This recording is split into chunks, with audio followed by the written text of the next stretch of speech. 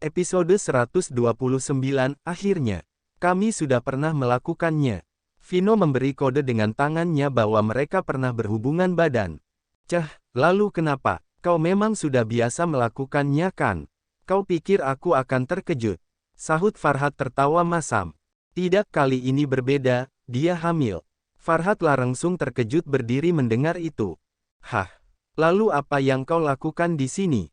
Kenapa kau tidak mendatanginya? Kau tidak lihat leherku patah? Gerutu Vino, apa orang tuamu sudah tahu? Belum, minggu depan dokter bilang aku sudah bisa pulang, dan aku akan berangkat menyusul Zai. Vino sudah memikirkan itu matang-matang, walaupun ia sendiri ragu apakah ini keputusan yang tepat atau bukan. Pergilah, anakmu lebih berhak mendapatkan kehadiranmu, inilah yang dari dulu ditakutkan Farhat. Dan itu satu-satunya jalan yang menurut Farhat paling baik, namun bagi Vino tentu ini pilihan yang sulit. Cinta dan benihnya benar-benar tumbuh ke arah yang berlawanan, minggu berikutnya. Sehari sebelum keberangkatannya, Vino menemui Nurul dan mengajaknya bicara secara pribadi. Mau kemana Pak? Tanya Nurul saat dirinya diseret paksa ke dalam mobil. Vino tak menjawab, ia hanya tersenyum dingin dengan pikiran kacaunya. Nurul pun terheran, apa ada sesuatu yang salah? Apa saraf otaknya terganggu? Pikirnya terheran-heran. Sesampainya di tujuan mereka, Nurul terheran-heran saat melihat sekeliling, bukan taman, pantai ataupun tempat santai lainnya. Melainkan bandara. Vino hendak memesan tiketnya secara langsung di sana sekalian mengucapkan beberapa kalimat perpisahan. Bapak mau pergi ke London. Nurul membaca tiket pesawat dengan jam keberangkatan besok tepat pukul 14.40. Perjalanan bisnis. Terus Nur ngapain diajak ke sini? Vino menggeleng lalu menundukkan pandangannya, saya akan menetap di sana. Untuk melanjutkan studi S2, Nurul tersenyum menggoda Vino, dia pikir Vino akan menambah gelarnya di sana.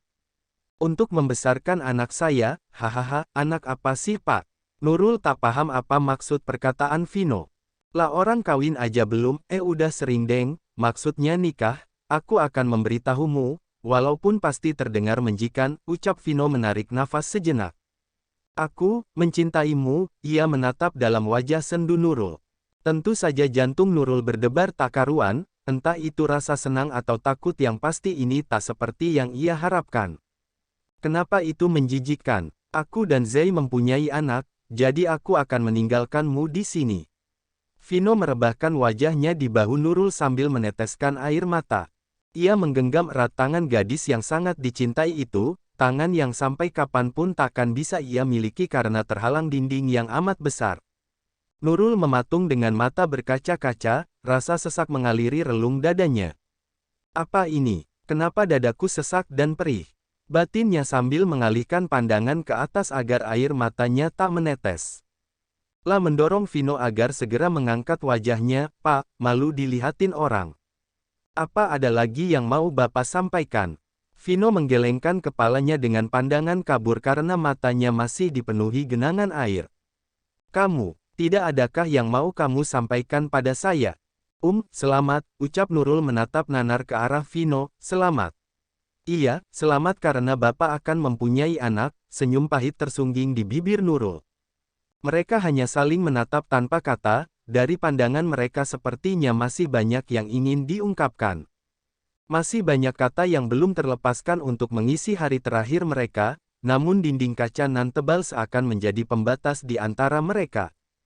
Cinta, sayang, dan rasa ingin memiliki begitu jelas terpancar dari mata Vino, namun berbeda dengan Nurul yang hanya menatap tanpa tahu apa sebenarnya perasaannya terhadap Vino. Di hari keberangkatan, semua keluarga Vino telah tahu kalau ia akan menyusul Zai yang diketahui keluarga sebagai pacarnya ke luar negeri. Ia juga berkata jujur pada semua keluarganya kalau Zai tengah mengandung anaknya, jadi ia memohon agar kelak saat Vino kembali ke sini mereka semua menerima Zai selayaknya keluarga. Di bandara yang akan menjadi tempat perpisahan mereka, semua berkumpul. Melisa, Farhat, Rianti, Duma serta Nurul yang masih memakai seragam sekolahnya turut mengantar kepergian Vino yang entah kapan akan kembali. Hati-hati nak, jangan lupa selalu mengabari mama dan juga yang lainnya. Duma menitikkan air matanya, bagaimana bisa dia merelakan kepergian Vino yang begitu tiba-tiba ini? Iya Mama jaga kesehatan ya. Vino mencium lembut kening Duma. Dim, Melissa. Aku titip Rania, ucap Vino monoton, cek, tentu saja aku akan menjaganya, dia kan adikku, tukas Farhat sambil berkacak pinggang. Tante, doakan Vino ya, ucapnya pada Rianti, anak nakal ini. Rianti memukul lengan Vino sambil tertawa masam.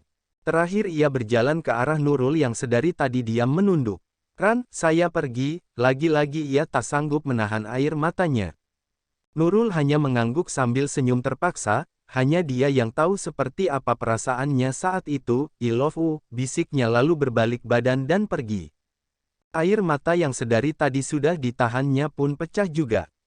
Kali ini tak memandang ada keluarganya atau tidak, ia menangis sesenggukan di pelukan Melissa, entah ini cinta atau bukan, yang jelas ia tak ingin Vino pergi meninggalkannya. Dek, kita pulang yuk, ucap Melissa mengelus lembut kepala Nurul. Mereka semua pun bersiap untuk pulang, namun baru beberapa detik melangkah, Melissa merasakan mulas yang amat dahsyat.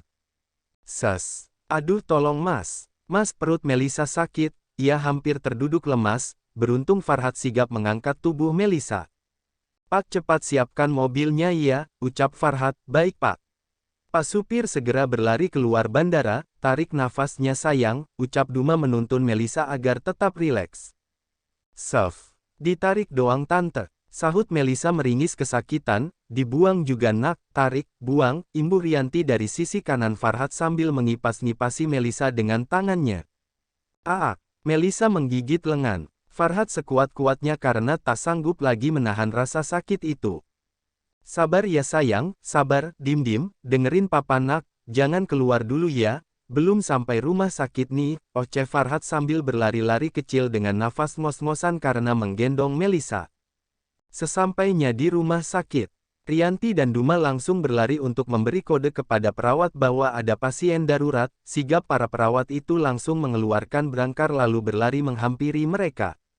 Sesampainya di ruang persalinan, Farhat dibuat kalut karena yang akan menanganinya Dr. Bian. Nggak mau dong dia ibu kota istrinya dilihat oleh laki-laki lain, panggilkan dokter wanita cepat. Gretak bapak-bapak posesif itu. Baik pak, ucap kedua suster yang merinding karena dibentak Farhat. Beberapa menit kemudian dokter wanita yang biasa menangani persalinan pun tiba, didampingi Bian yang memberi arahan dari atas kepala Melissa. Bu dokter itu memandu Melissa untuk mengejan dari bawah. Lahir normal tampaknya suatu kemungkinan besar, pasalnya Farhat sangat mematuhi anjuran dokter untuk rajin berhubungan di akhir trimester agar mempermudah proses lahiran. Saking rajinnya bahkan sampai sehari 3 kali, bisa dibilang doyan sih. Iya, terus bu, tarik nafasnya, buang, tarik, buang, iya, ujar bu dokter menuntun. Hahaha. Petik 2. Melissa menjambak rambut Farhat sekuat tenaganya. Hahaha. Ikut teriaklah Farhat karena kulit kepalanya terasa hampir lepas. Hahaha.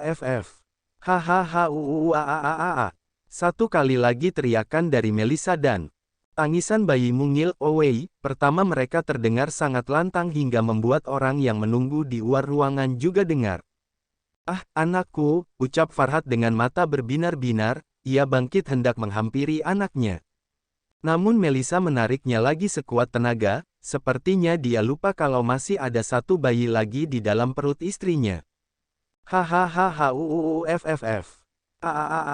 Tenaga Melissa sudah hampir hilang, dan bayi kedua mereka pun lahir dengan tangisan tak kalah lantangnya. Terima kasih sayang, terima kasih. Farhat mengecup kening Melissa berkali-kali sambil meneteskan air mata. Terima kasih sayang. Setelah selesai persalinan, kini Melissa sudah dipindahkan ke ruang rawat bersama Dim-Dim yang tengah disusui untuk mendapatkan ASI pertama mereka. Rianti dan Duma terus saja memandangi cucu mereka sambil memainkan kaki-kaki mungil Dim-Dim. Nurul juga tak kalah antusiasnya, ia tak henti-hentinya mengambil gambar si kembar dari mulai arah kiri hingga kanan. Sementara Farhat sedari tadi hanya termenung sambil mengusap-usap lembut pipi Melissa dan tak henti-hentinya mengucapkan terima kasih. Permisi, sekali lagi selamat ya untuk kelahiran anak pertama kalian, ini obat dan vitamin untuk Bu Melissa, ucap Bian tersenyum ramah, terima kasih dokter, sahut mereka hampir berbarengan. Bian membalasnya dengan senyuman manis yang ia tujukan kepada Nurul, lalu Nurul pun membalasnya. Selamat, ucap Bian tanpa suara, Nurul mengangguk pelan lalu mengucapkan terima kasih juga tanpa suara. Akhirnya kebahagiaan Farhat dan Melissa lengkap sudah dengan lahirnya buah hati mereka. Walaupun banyak rintangan yang harus mereka lalui, mereka dapat melewatinya dengan keyakinan takdir baik yang sudah ditentukan Tuhan.